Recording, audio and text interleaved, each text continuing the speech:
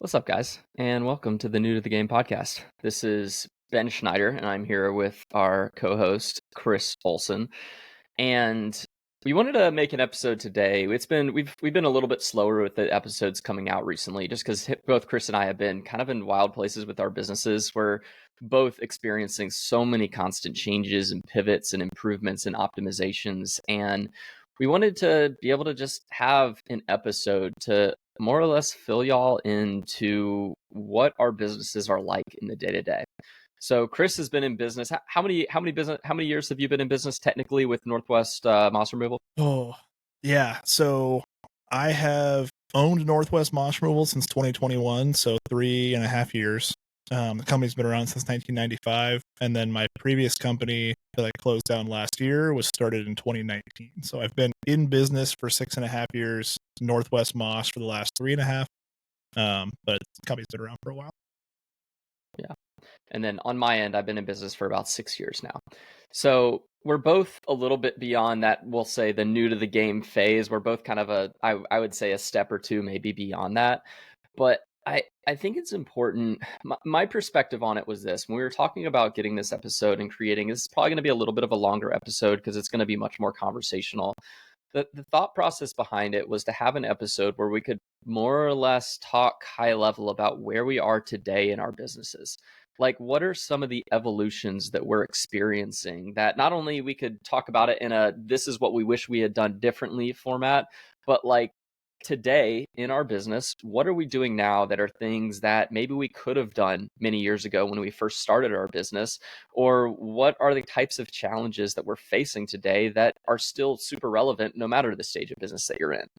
I think my perspective on it was that there's a lot of times where, as I was going through the different miscellaneous hurdles and challenges within my own business, there was always this like ever present, ever looming sense of like, maybe, hopefully, I'll get to a point where this is not a problem anymore. Or maybe I'll get to a point where I don't have to wrestle with like the negative feelings about myself as a business owner, or maybe the negative feelings about my decisions as a business, like, oh, I'm going to get so good at making decisions one day within my business. And while Chris, I'm sure you can agree with this, while there is some degree of truth, like you get better at the game. Like, you more you practice, the more you fail, the more you learn, the more you have successes, you do start to develop certain skills and abilities within this. There also is a very true reality where it's like you still kind of have to suck it all the time. And you still have to go through a lot of the hard all the time. And you still have stressors. You still have to manage your reputation. You still get stressed out by this type of stuff. It's just the dynamic is a little bit different.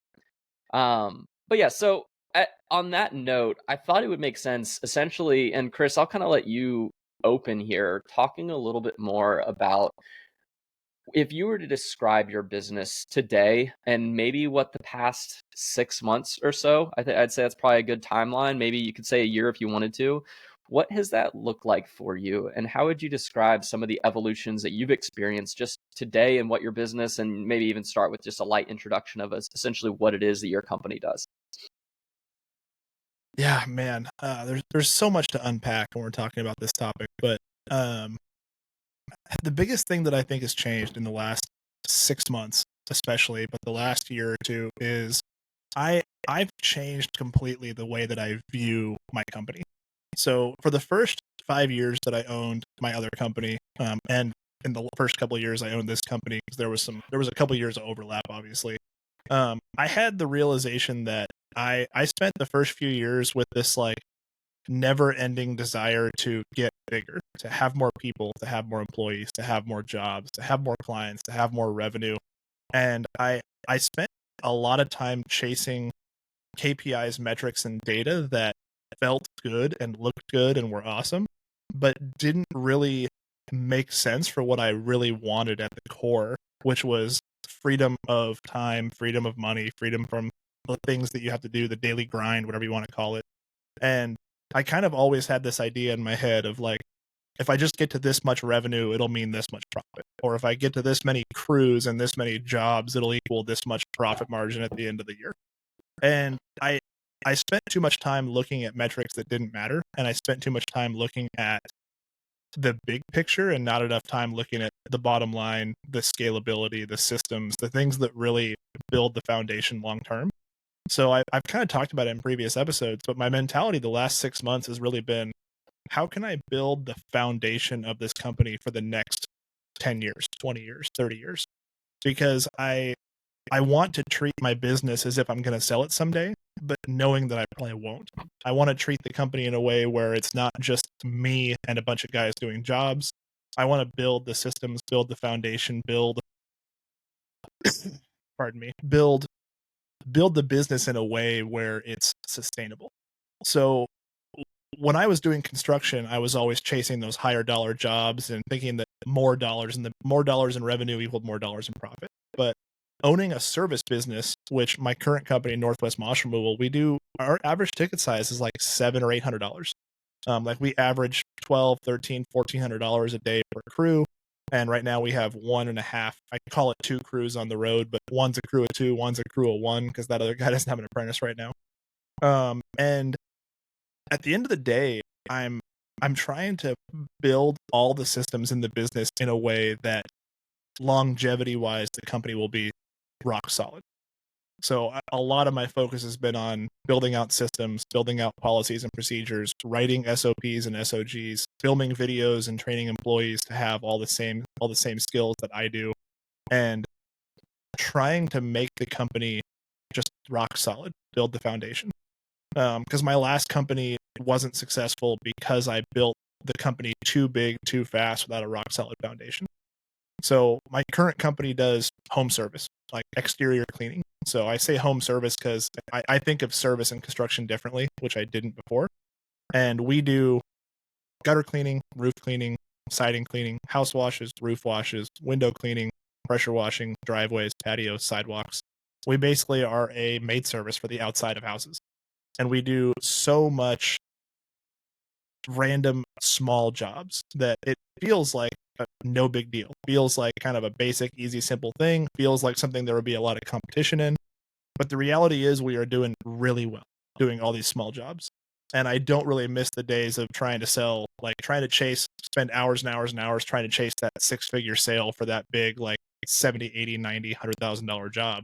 That in reality, my guys will be there for a month and I'll be lucky to make $10,000 in profit. Whereas I would much rather chase 100 easy sales that all equal $1,000 in profit or $100 in profit or even $50 to $100 in profit and end up with the same margins at the end of the day, but with way less stress, way less gray hair, and a business that is easy to train employees to do the work, easy to hire and retain and train office staff for, and will be sustainable long term. Yeah, I feel like that's like such a, I don't know. You and I have gone through similar evolutions in both of our businesses because we just were surrounded. We've talked about this before. Like we were surrounded by that culture of just like hustle and grind and like manifest your goals and say, I'm going to be a $4 million company. And suddenly the next year you're going to be it, apparently. And I don't know, it got me to a place where I was kind of just burnt out by that. I realized that every year there was just this perpetual state of trying to shoot for the moon, missing and not landing very high at all, and then feeling super disappointed like a failure, and just like always just stressed to my core about all of those things. And it's been similar for our business over the past couple years. I started a pivot about 2 years ago, and this year has just been more or less like really getting dialed in with it, of shifting away from that mentality of trying to picture my business being this like massive thing that I could build and scale and all that sort of stuff. And it's not necessarily that my desire from it being that has changed per se. It's that sort of the way that I see the path that I'm actually looking at in order to be able to get there is so much more in line with what you just described. It's not overly complex. I mean, there's complexity in it, but so much of it has been less about, okay, I need to take these massive leaps and bounds in order to get there, but rather we're taking an extremely systemized approach to every single layer of our business, like the building out of SOPs, the standard operating procedures, the building out of an employee handbook, making sure that like we have a well laid out, well written sales process, because in order to have structure as you get to those further points where you start to deal and be receptive to a lot more, whether it be dollars or projects or people, whatever it is, if you find yourself trying to do all of that, I every experience that I ever had, the more that I tried to do without trying to my perception of it was essentially this. I'm going to cast as wide a net as possible, and I'm just going to field it the same way that I've fielded it for the years leading up to it. I was trying to operate like a $1.5 million company as a $500,000 company or a $200,000 company. Mhm. And the reality is like you can't operate a business. You could try, but normally what you find yourself doing is that you're working 80 hours a week, you're stressed to your core, you're never seeing your family, you're not experiencing any freedom, and then you don't have the necessary discipline in place to manage your financials well. And essentially you're just creating this perpetual cycle of drowning.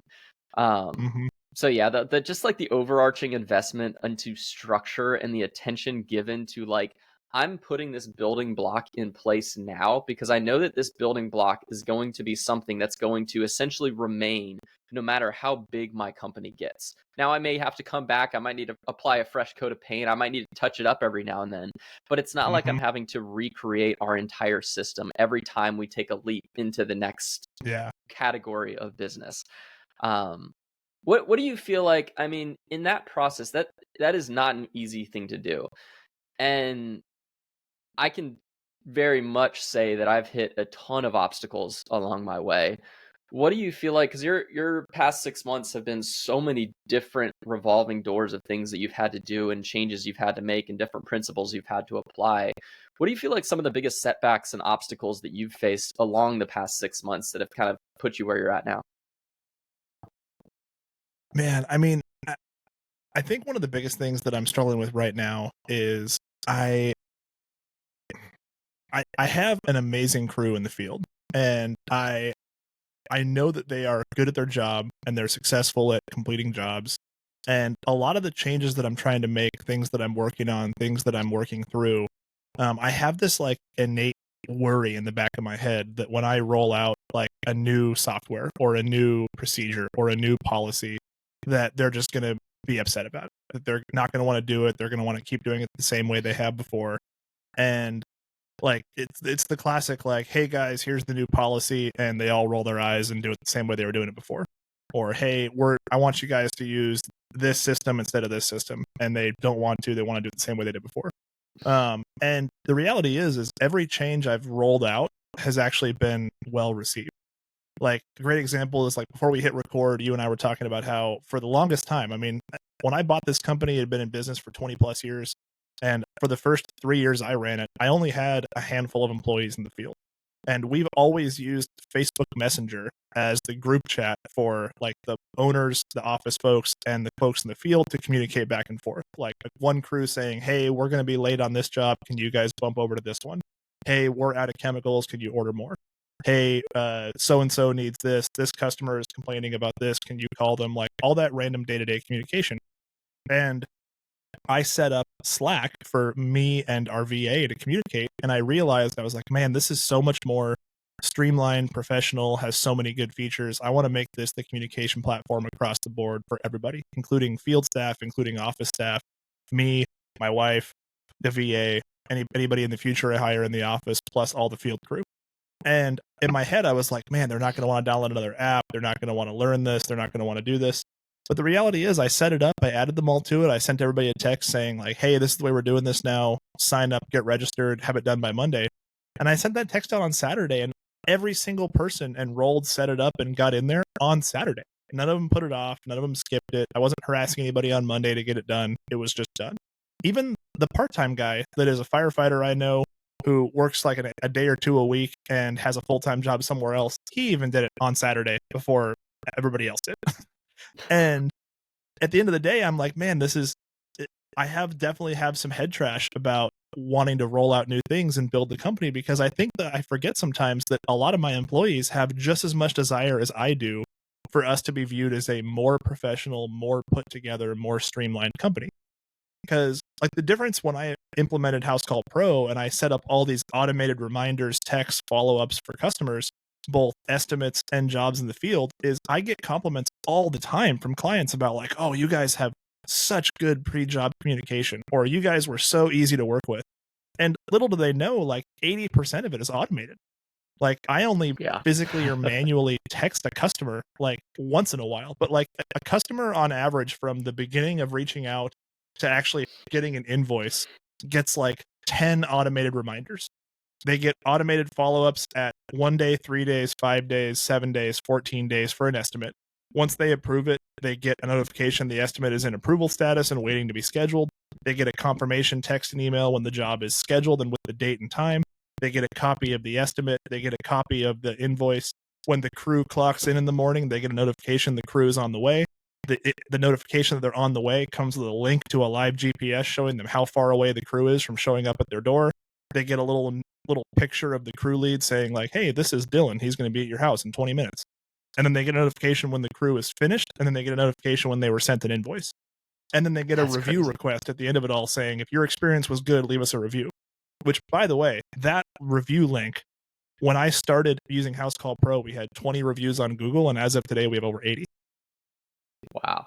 So we've landed 60 additional reviews on Google in the last probably 90 to 120 days. Just for the simple act of every single job automatically sends a notification saying, we appreciate your service. Leave us a review if you like your service. And we have, yes, we've gotten a couple of bad reviews because of it. But of all the reviews, like that 40 something reviews we've gotten, all of them except for 2 or 3 were 5-star reviews.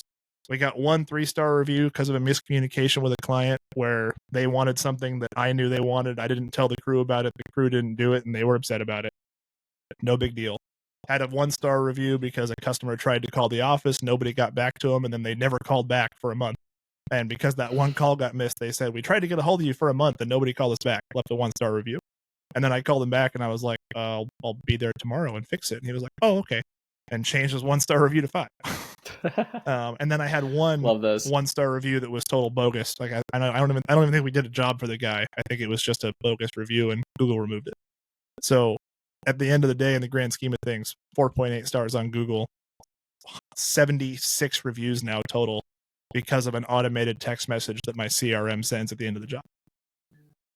That's amazing. Yeah.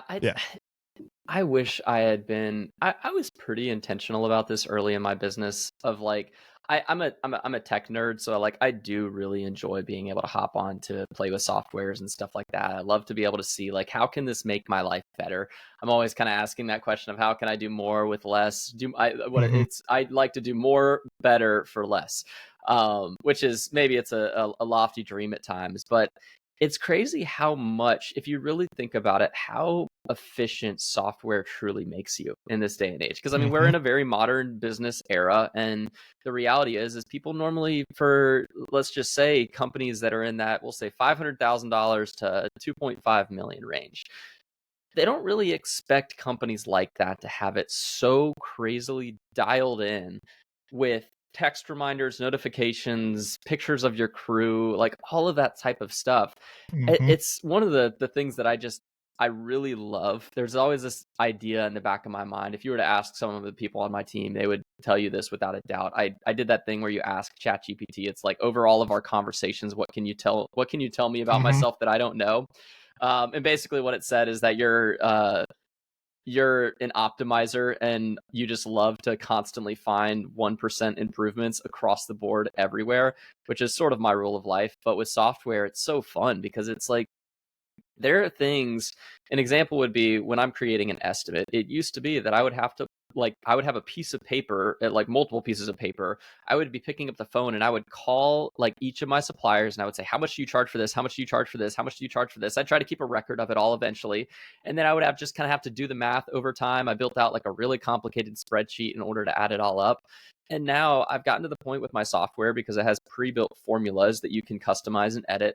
I decided one day, I'm going to go in here and I'm going to play with these formulas, and I'm going to make it so that I can basically optimize my estimating process. So it doesn't take me an hour and a half, or I don't have to spend the end of hours at the end of my day putting together a bunch of estimates so that I can send them to people. Like, what if I could Mhm. hypothetically get an estimate to a person 5 minutes, like actually on site while I'm still doing that? What if I could just punch in the Yeah. square footage of their yard and I know exactly all the necessary Mhm. materials, the type of grass they want, all of that sort of stuff? What if I could do that? And it's become something now where what would have consumed 10, 15 hours of my week in the past takes me 5 minutes on every consultation. And I just knock it out really Yep. quick. And now I can focus Dude. so much more. Like, I don't have to hire a salesperson. I don't have to have 10 people Mhm. working for me to operate all these functions into scale. I just have to find efficiencies within my own single structure that I can look at my Yeah. company, and internally we have myself and we have a project manager, and that's our company. Mhm. Everything else is subcontracted. And it's just like we're Yeah. able to be at the scale of a much larger company without needing as much manpower because we've just become so dedicated to constantly finding those optimizations and efficiencies. Mhm. Dude, I wanted to interrupt you so bad because it's so funny. When I was on JobTread, because JobTread is what I used in my old construction company as well. Yep. And I had the exact same experience where for the first year or two I had JobTread, I never used the estimate templates. I never used those like pre-made, pre-cut templates because in my head I told myself decks are too variable. You can't possibly do square footage pricing with 5,000 different materials. But when I hired my salesman full time, I was watching him spend 20 freaking hours a week just sitting there typing individual freaking estimates all day long. And I was like, okay, this has got to stop. I got to figure this out. So I sat him down and I was like, here's the deal. JobTread has a template feature. I want you and our operations manager, who actually knows how to build stuff. I hired a salesman that was a great salesman, but knew nothing about construction when I hired him. So I said, go get Jake, who builds stuff for a living, bring him in here, sit down, and spend the next 3 hours building out a template for everything you possibly can that is the same on every deck. So, first story framing, second story framing, staircase first floor, staircase second floor. We use a billion different products, but if you look back at the last 2 years, we used these 5 composite deck boards and these 3 types of railings on like 80% of our jobs. So write a template that includes each one of those, and then leave the blank template open with stuff unfilled for jobs where somebody wants an odd or weird material item. And I swear they sat down that day and figured this out. And the next week they came to me and they said, bro, this is literally saving us like 10, 15 hours a week. That 3 hours of work saved them, like for 6 months, they had been spending so many hours a week writing these estimates. And all of a sudden overnight, it felt like they had cut 10 hours out of their work week. Yeah. Like I think I ran into it every now and then where there was a fear of, and I still have this happen where I think whenever I'm playing with the new software, so like for example, we're about to set up a newer software that's essentially going to be something that we'll call an all-inclusive communication tool, where it's supposed to be one of those softwares that sort of replaces the 6 different softwares that people tend to find themselves having, so I can have one tab open instead of 10. So that's one of the things that we're going to be stepping into very, very soon during our off season. But there's always a little bit of an intimidation factor with that, because I know that like it's gonna stretch me. There's gonna be like the tweaks I have to get through. There's gonna be bugs. There's gonna be crap that I'm gonna like have already had pre-established, and I essentially have to start from scratch and rebuild it inside of this new platform. But I know Mhm. for a fact, like I've just done it so many times at this point. Transitioned CRMs, added new softwares into our systems, moved from other ones, gotten rid of old ones, replaced them with new ones. And it's been a constant evolution. But the more that I sort of plant that mentality in my mind of like, okay, what I'm doing now is like, I've sort of pivoted away from decisions and away from things that I would describe as single, like decisions that have to be repetitively made. So an example is like the building out an estimate. Like I have to figure that information out every single time that I build an estimate. If I can find a way to where I don't have to make that many decisions, and I can decrease the number of decisions that I have to make because I've systematized certain parts of it, or I built a software around certain parts of it, I know for a fact that it's going to create opportunity for me to be hyper efficient. And I can be a company without having to, again, spend an exorbitant amount on my operating costs and increasing my spending, increasing our payroll costs, and all this sort of stuff. I can do more as an individual and essentially continue to optimize the one person, the 2 people within our company, and optimize our roles, find those efficiencies to eventually there will come a tipping point where I do have to onboard someone else. I do have to I have to kind of go, I've gotten this foundational layer. Now I have to move on to the next layer. But there is a lot of fun in being able to still play in this foundational layer and constantly tweak it, because I know that like when you get those foundational building blocks in place, that core software in place, typically what happens is it's not just like that's always there and it's great and it's awesome. I mean, that is true. But normally, as you scale, it allows you to scale more exponentially as opposed to having to scale in a much slower pace, because every time that you scale and you pivot, you're having to get back down in the grindworks and reset everything and all that Mm-hmm. sort of stuff. It's really I'm really emphatic about it right now, and I'd say the current today place of business that I'm in right now is like I'm very, very excited about continuing to know that I'm 6 years into business, but I'm still finding a ton of areas of optimization and efficiency that I can still unlock that's going to add 20, 30, 40% to our revenue next year. I'm here for it. Mm-hmm. Dude, and here's one of my biggest questions for you is, when you're thinking about that and all of those different things at the same time, do you see it as where you're going to be in 6 months or where you're going to be in 3 years, or are you just thinking about today? That's a good question. I know A that's a little bit hard, of both. it's a good question, but it's a hard question because this is something I struggle Yeah. with all the time. You and I talk about this. I talk about this with other business associates and colleagues, people that you and I are both friends with, other business owners. And what I sometimes struggle with is we see this vision of where the company is right now versus where it could be. And do you feel like you spend more time thinking about where you're going to be in 6 months and all these different changes that you're making? Or are you thinking about what you're doing today more often? I would say I have it. So my mindset on business is kind of split two ways every single day. There's the stuff that's future focused, and then there's the stuff that's now focused.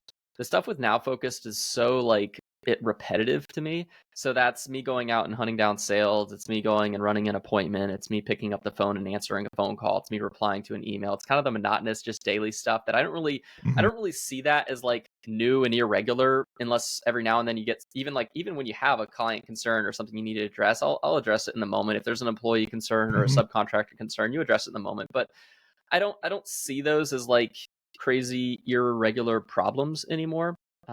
It was once explained to me this way: there's three types of problems. You have your regular problems, you have irregular problems, and then you have pathological problems. The Mm-hmm. pathological ones are the ones that if you don't change them, you're screwing yourself. Yep. The irregular problems are the ones that like they happen every now and then, and if they go unaddressed, they can become pathological. But normally, you just have to build a system around them, and you can overcome it. Yep. And then finally, it's the normal problems, which is essentially they're just the regular problems you run into every day. You had something go wrong on a job, someone forgot to do something, your client is upset about one thing or another, and it's just like you Mm-hmm. kind of start to pull the emotion out of those. Mm-hmm. So getting back to your question, I'm kind of going full circle with this, but going Yeah, back to your that's all question good. on, yeah, with going future focused, is I'm looking at my current systems and I'm asking the question of like, okay, a year from now, if I put my effort in now, is this going to still continue to perpetually serve me a year later from today? If I build out this email template, is this something that's still going to be in place a year from now that I'm still going to be regularly using? And all I'm doing is essentially just Mm-hmm. building upon this pre-existing, I call it my client experience. That would probably be a good example here. Like if I have this automated email that goes to a client, maybe if I'm playing with Calendly and they book an appointment with me, do I have an automated email and do I customize that Mm-hmm. email that's going to send to them before I'm headed out there to remind them of the appointment? And that's like a super tiny 1% little thing, but every now and then I get a person that will comment on it and be like, "Oh, it was so nice that you texted me before you got out here." And I'm like, I forgot that I had that in place. Yeah, So those are it's like the funny. little things that I see as I love putting that stuff in place because I know that if I put that in place now, 6 months down the road, a year down the road, I might still get in there and tweak it and optimize it. Like, again, I'm not just going to set it in motion and never touch it again, but there is a degree of like, I can set it in motion and feel very confident that it's going to serve me 6 months from now. It's going to serve me very much. Like that 1 hour or 30 minutes that I put into setting it up, it's going to be something that's going to save me a huge amount of time, even if it's 15 minutes a week. That exponentially stacked across an entire year, and I've all of a sudden saved like many hours that I would have otherwise spent doing something that isn't really an important decision that I have to make every single day. Yeah, it's interesting. On that same note, like I've had this thought the last few weeks as I'm filming all these training videos for my VA, because I onboarded a new VA end of last month, so they're in their 3rd week, and I've probably filmed, I don't know, 20 Loom videos explaining processes, procedures, all things like that. And the first probably 4 or 5, I was talking to them. I was like, hey, Kendra, here's how you do this. And then I sent them a message like after the first week, and I was like, hey, I just want to let you know, I had the realization today, I'm going to start filming these videos instead of talking directly to you as more of a generic training video.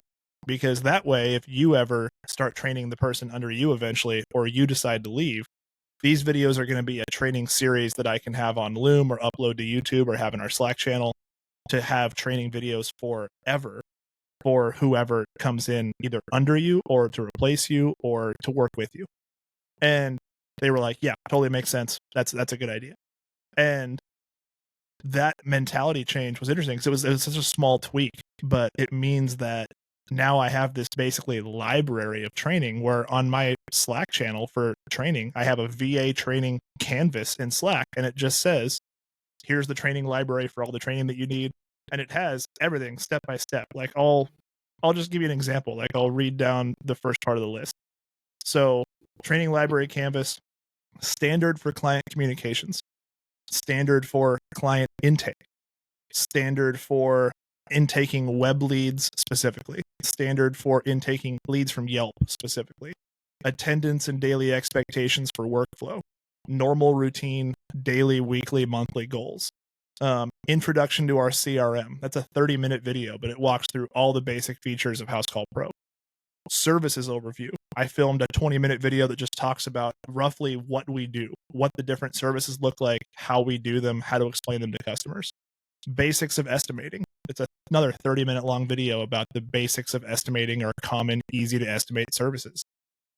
Introduction to our phone system, introduction to our texting and chat system, how to add sales tax rates in the CRM. And then obviously some of them are really specific. Like this is a 3-minute long video and a 1-page SOP on how to add a sales tax rate in Housecall Pro so that it correctly syncs to QuickBooks when you don't have that rate in Housecall Pro already.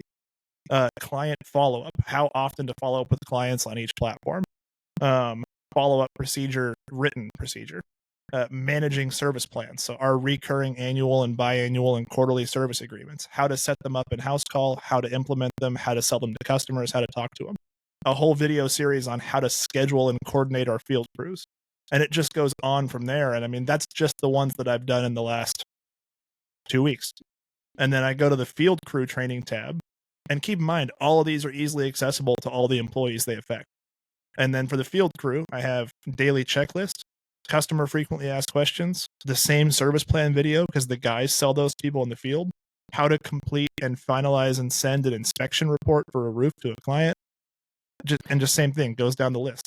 And I'm going to have my operations manager that is currently a crew lead in the field, but is kind of in this transition where in a year or two, I hope he's a partial office, partial field employee. I'm going to have him start recording himself doing everything out in the field. Because my goal eventually is to have a library of everything from here's how you install a roof anchor. Here's how you pressure wash a driveway. Here's where to park your van when you show up to a job site. Here's how to set up a ladder safely. Here's how our ropes and harnesses work. Here's how to inspect a rope and harness for safety standards. Here's how to inspect a ladder for safety standards. Here's how to secure your equipment in the truck so it doesn't fall out. Like because at the end of the day, like all of this, I mean, you and I have talked about it, but if you write an SOP or procedure that a 3rd grader can't understand, it's too complicated. Yep. And that's been my goal with all of this is now a resource library where anybody I hire in the future, whether it's another VA in the office, I now have this massive library of files, both written SOPs and Loom videos of how to do all the different office tasks. And then I'm slowly building up the same for the field crew, where I'm going to have a training library of resources for the field crew so that the new employees can watch this all instead of having to ask their crew lead how to do everything. They can kind of have a working knowledge of how things work before they show up the next day. I think it's such a fun thing too, because there is a reality. I mean, if we were both to be completely vulnerable and completely honest, like I don't have this perception when I look at my business and ever feel like, oh, I've made it, or like, oh, I'm ready to go write a Heck book no. now. I mean, we're doing a podcast, so I mean, like, we can talk about this stuff, but it's Mhm. not like we're authorities in our space by any measure. And No, I want to say that with like a no. complete honest look on the way that I perceive where my business is at. But there is a Mhm. really exciting element to all of this, because it's like some of the things that you and I are doing, and some of these mindsets that we've started to pivot and change over the course of our years, as we've kind of stepped out of what is that more infant stage of business, and maybe even past like the Mhm. toddler and the kid stage. Maybe we're teenagers now, or whatever you want to We're call it. teenagers, yeah. We're maybe preteen, but it's cool because we're in a place where hypothetically you think about many of the business owners that have gotten to the point where they've made it, the books that have been Mhm. written, the hun what the like there's so many of them that are Yeah. based upon principles, or based upon actions that they did in those early 5 to 10 years of them Yep. being business owners. And yeah, maybe some of them had radical success stories where they scaled to 100 million and beyond, and that's awesome and cool. But there also is like, Mhm. even if what we're doing right now allows us to scale to 5 to 10 million, those are Mhm. still really incredible companies to be behind. Like, those create Yeah. amazing livings for our family. And it also allows us to kind of lay Yeah. out the framework to be able to, the way I described it to someone, I was talking to a guy, sort of playing a mentor role for me recently, of just kind of giving me a lot of business feedback and advice. He operates at a far, far higher level, at like within working with private equity companies and helping small businesses like mine scale in a direction to where essentially if they want to sell their business, they can. But Mhm. a good way of describing it is sort of the desired outcome for a business should not necessarily be a dollar amount. It shouldn't necessarily Nope. be, okay, I want to have this number of dollars coming into my bank account every single month or whatever. And like, obviously, that's all of that is good and well. I want to be totally fair Mhm. there. But the perspective shift for me has become one of, I want to develop my business to a point where I actually have the freedom of choice to be able to determine the future of my company. I think a Yep. lot of us feel as if we have some of that autonomy, but at its core, if the economy were to take a harsh turn, Mhm. we'd find ourselves screwed and we wouldn't be able to do anything with it. Or if we were to try and sell our Yeah. business today, our best bet is selling it locally and making 250K off of it or something like that. And yeah, okay, that's great Mhm. and all. But It's great. what Yeah, if you but were able to, it's not where we wanna be. yeah, yeah, like, what if you were able to get your business to a point where, again, it doesn't have to be a dollar amount, but it to a point where you can have the freedom to say, okay, I'm going to automate my business and I'm going to let it run and operate, and I'm going to earn income from this business, and I'm going to take kind of a back seat and allow it to run. I'm going to hire a general manager and I'm going to let it do its thing. Okay, well, what are the things I'm going to need in order to be able to do that? I'm probably going to need a ton of SOPs. I'm probably going to need a really great marketing and sales system. I'm probably going to need a really great grouping of people around me. And I'm going to have to still make sure that our customer experience is optimized and super well built out. Like, there's some kind of foundational building blocks to that. And the same could be said of, okay, well, what if I want to sell my company? Maybe my company gets to 5 million and I want to sell it to private equity. Well, what is private equity looking for? Well, they're probably Mhm. looking for something that is extremely autonomous, something that has extremely good people inside of it, but also really great systems built so that when they get in there and they start Mhm. dumping money on their marketing machine, that machine can still operate in a very smooth and efficient fashion. Because at the end of the day, everyone who is interested in business is trying to make money and establish some degree of autonomy or freedom with it.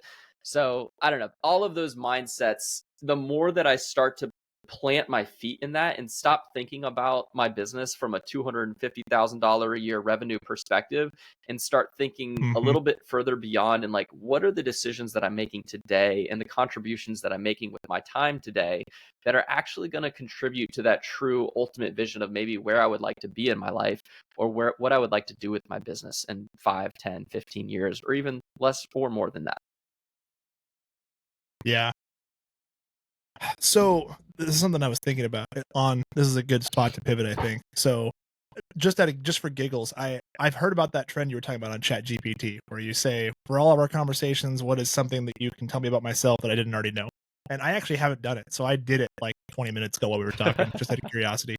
And it's funny because what we've been talking about for the last 20 minutes is very relevant. So I'll read you the response and then we can talk about it because I think it's kind of funny.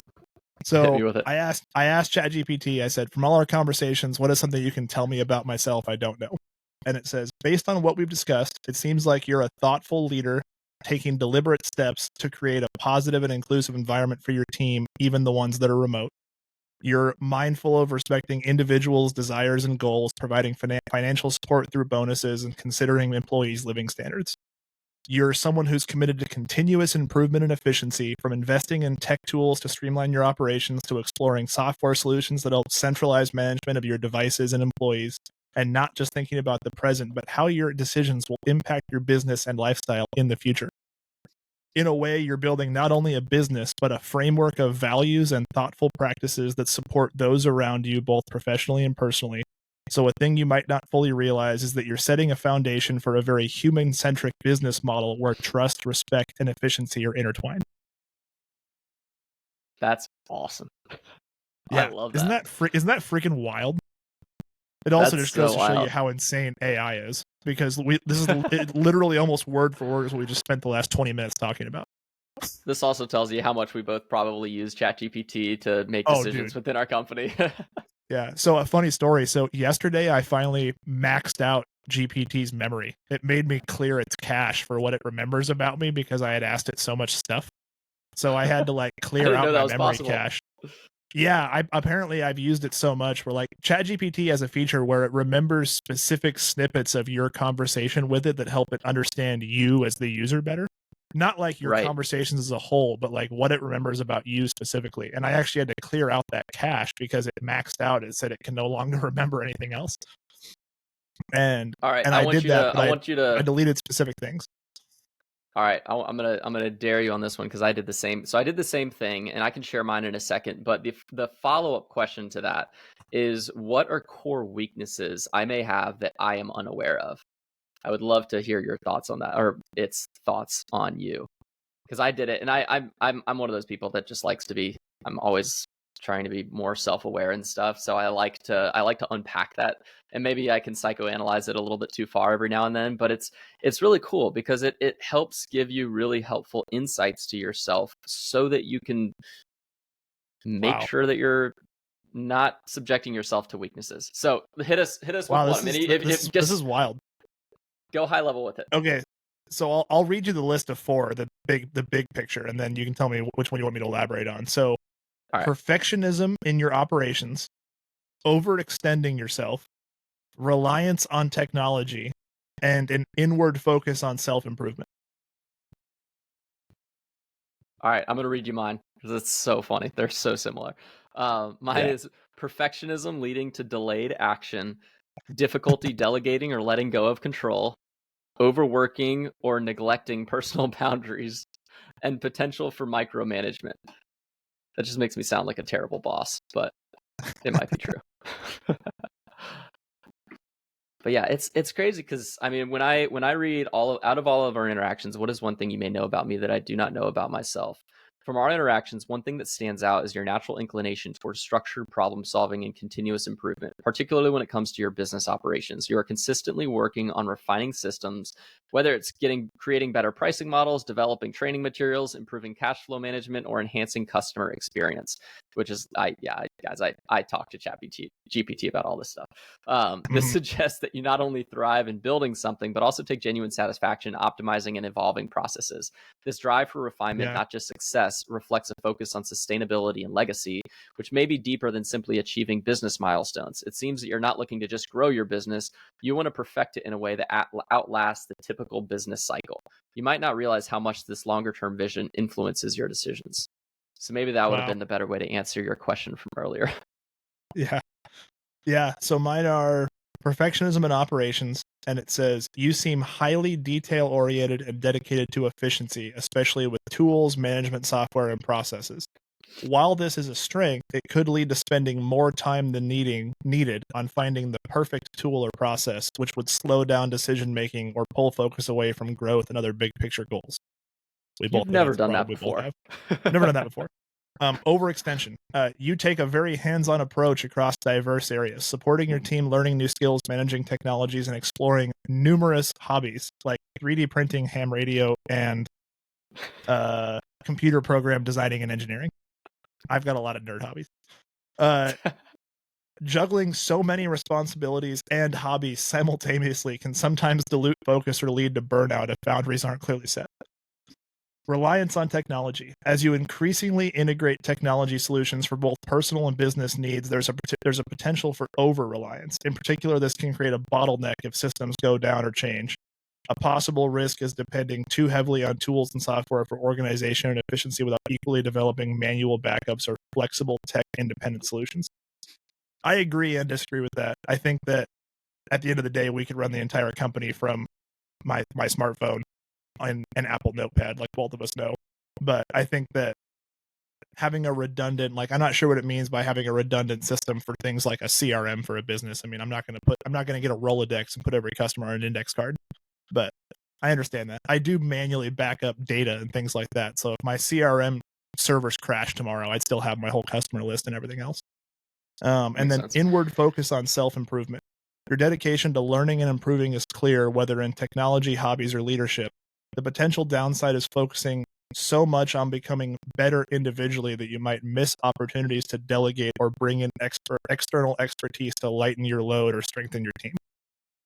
No shit. We both know that's a problem. We both have. Yeah.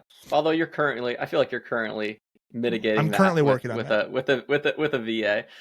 That's I was going to say, I love. ChatGPT isn't giving me enough credit. Apparently, I'm talking to Loom too much and ChatGPT not enough because I've literally spent the last 3 weeks delegating as much as humanly possible to my new assistant. So Yeah. Let's be honest. I think both you and I can agree with this, and our wives would probably very much agree with this. Is that we tend to go Mhm. through a personality evolution like every 2 to 3 weeks based upon how we Yeah, manage our business. I feel like that's yeah, like a big thing that I would say, and kind of sort of circling back to where we started a lot of this conversation about where are we at in business today? Maybe how is it different than like where is the person who is new to the game? Where are they at? mhm, And I feel like a huge amount of what I would describe it as is this omnipresent commitment to improvement. And that can be the mhm, 1% gain mentality where it's like you're 1% better every single minute. I think where I pivoted from where I used to feel like I had to be, which was it was away from that 1%, and it was normally more of like I looked at my decisions as like it needs to be 25 to 50% better every single day. I have to be mhm, on this like very aggressive, extremely aggressive path of improvement because I never really it was very difficult, and I often had anxiety when I tried to picture where my business might be a year from today because I knew at its core that I was dealing with not only like was the business itself super insecure, but I was super insecure. But I think now that I've had the opportunity to sort of live that lifestyle of 1% improvement every single day. Obviously, there are setbacks and there are times where I don't feel like I'm 1% better every single day. But at its core, there's this ever increasing improvement that I'm after, which I think as a business owner, if I could rewind 6 years ago and put myself back in that seat, even if I still knew just as little as I knew then about business, if I had just been willing to step into a mentality of that 1% improvement every single day and accept that despite I can't see what's on the horizon of that, I might not see what 365 days later looks like. I still know that my tiny contributions are going to have massive impact at the end of the year and in the future of my business. If I had that mentality, oh man, I wish I could see the trajectory of what that actually looks like. But it is cool that I feel like both you and I we're in a place now where we're starting to truly experience that. And again, I know that we're not masters of business. We're not guys who can sit here and coach you on how to scale your business from $0 to $6 million and beyond. But I think that there's been so many lessons that we've learned along the way, and that constant commitment that we're at, where as young individuals, and I don't want to say this probably is going to sound some degree of arrogant, but at the same time, I think as individuals, we can finally honestly look at this and see the math equation that unfolds when you start super small and you hyper focus on the small stuff and you accept the fact that you can't do everything in a single day. But if you can just do one small thing every single day, that it's going to lead to a future where if the math plays out and assuming nothing crazy happens, the economy doesn't just go to the absolute dumpster fire, like we'll be in a pretty reasonably good place as business owners. It may not be 10 million, it may not be 100 million, but it also could very well be that our lifestyle is substantially improved from what it is today to where it is 365 days from now. Yeah. 100%, man. 100%. So I don't know about you. Do you have anything else you want to contribute? I feel like this would be a good stopping point. Sorry, I had to pull my head away from my mic. I feel like we're at a good stopping point. I feel like you and I could. I love this format. For those listening, me and Ben chatted about this for a while. About are we going to keep doing just tactical episodes where all we do is give advice or talk about a specific topic or give more tactical advice for new business owners, or are we going to do some of these more conversational style episodes or interview guests or other things like that? And I think what we've settled on is we're going to do at least one of these more like conversational business update where me and Ben are at, what we're working on, what we're thinking, both personal and business. We're going to do one on a regular basis. The cadence is yet to be determined. Might be once a month, might be once a quarter, might be whenever we feel like it. We're not sure yet. But you can expect to get one of these every so often and kind of hear about what me and Ben are working on, where our businesses are at, what we're thinking about. Because I think it provides good context for those of you guys listening to know when me and Ben are talking about like, hey, have you considered hiring a VA? Have you considered using a CRM? Have you considered automated text marketing? Like any of these things that we talk about in our tactical episodes. And I think it'll give you more context about why we are passionate about those things and why we are thinking about them and why they're on top of mind for us. So if you enjoy this and you think it's pretty cool, definitely leave us a comment on YouTube or on any of the podcast platforms. Or if you're in our school group, mention like, hey, that was awesome. Do more of those. And if you guys love it, we'll do more of them. And if you hate it, we're probably still going to keep doing it because it's really fun. Yeah, if you all hate it, we're still going to do it. So I apologize in advance. Yeah, and at the core, I mean, the entire essence of this podcast and why we're doing this is because, I mean, one, it is really fun. I think we both just really enjoy it. It gives us an opportunity to kind of word vomit some of what we think about with our business and what we think about for business principles and overarching things. But a huge part, I guess, that I'm really passionate about for this is because I wish sometimes that I had that opportunity when I was early in my business to just sort of be able to hear and listen to what other people are working on in their day to day as they're operating their businesses. And again, it doesn't have to be super advanced or super complicated, but just to be able to realize again that you're like, there are people every single day that are going through these processes and making these decisions. And there will become points and times where I'm going to listen to these episodes a year later, and I'm going to be able to acknowledge little pivots and tweaks that I've made in my own thinking. And that's sort of the natural evolution that I think everyone needs to be able to walk through as a business owner, because it is painfully hard, it's painfully difficult, but it's always evolving and improving. And for me, it's one of the joys that I find in business. I love it. I would not trade it for a single thing. I would not trade it for any other career, because it's a really, really fun process. And being able to experience these types of challenges and these hurdles and these obstacles and see it through on the other side and see how you've grown, not only just as a business owner, but like as a human being, is an awesome experience. So yeah, expect more content like this, but also we're still totally going to be able to get tactical with a lot of this stuff. There are so many little things that we love to contribute to when it comes to seeing those smaller businesses and the little things they can do to improve upon. But yeah, this is us recognizing that there is so much to business and there's so many conversations to be had, and just for y'all to be able to experience and see what it's like where we're at and where we're going and where we've been is a really fun conversation. So if you found this interesting, we've mentioned it before, please join our school group. Again, that's sort of just the overall community that we have that we're developing. That's a place where we can just kind of be together in business and go through the process and share our lessons, share our experiences, share problems and the situations that we're working through actively, and just be able to experience this thing together and develop a true community around being business owners, young and in the trades. But again, please comment, check out the podcast on whatever platform you're watching or listening to it on. And we can't wait to do more of these episodes and can't wait to see you guys soon on the next one.